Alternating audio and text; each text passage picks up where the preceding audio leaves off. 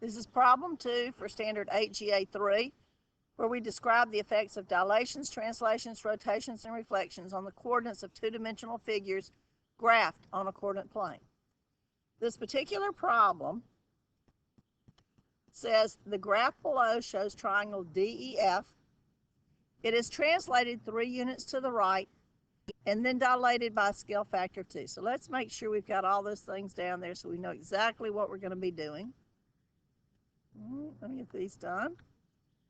Translate it 3 units to the right, dilate it by a scale factor of 2. So we've got multiple things we're going to do. This is the interim step. This is the final step. With the origin as the center of dilation. So when we use that origin as the center of dilation, we can multiply the coordinates by whatever the scale factor is, and it will tell us where our new coordinates are. First, we need to translate this 3 units to the right. That means every point needs to go 3 units to the right. D is 1, 2, 3. Translation just means we move it. So here's where D is now after we've translated it. E is at 1, 2, 3. Here's where E is after we have translated. F goes 1, 2, 3 units to the right. That's where it is. Now, let's go ahead and draw this so we can see where it is. Sometimes it's easier if we draw it. Oops, didn't mean to move D. Hold on, let's fix that. Back to what we were doing. Okay, let's draw it. That's what we're wanting to do.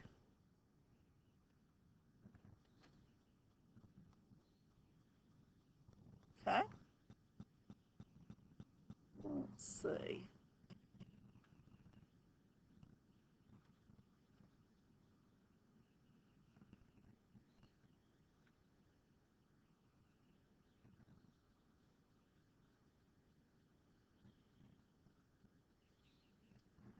So there's our triangle.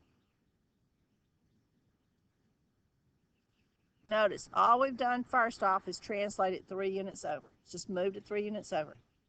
Then they want us to dilate it by a scale factor of 2. Well, we've already talked about this. If I dilate it by 2, it's going to be twice the size that it originally was. Each side will be twice the size that it originally was.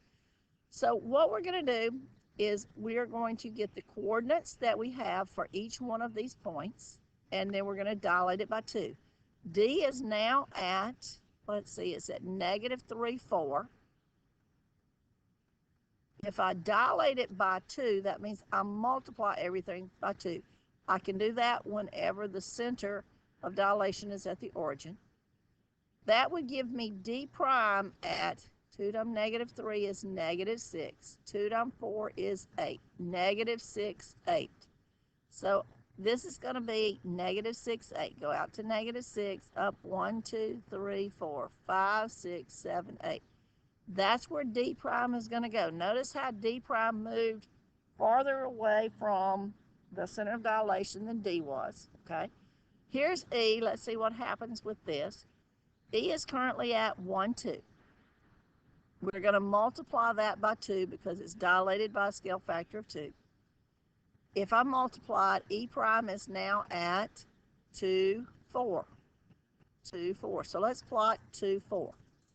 2, 1, 2, 3, 4. Notice how E is moved farther from the center to form this E prime. Farther from the center. Okay, now let's take F. F is at -1, -3. -1, -3. If I dilate it by scale factor of 2, that means multiply the coordinates by 2.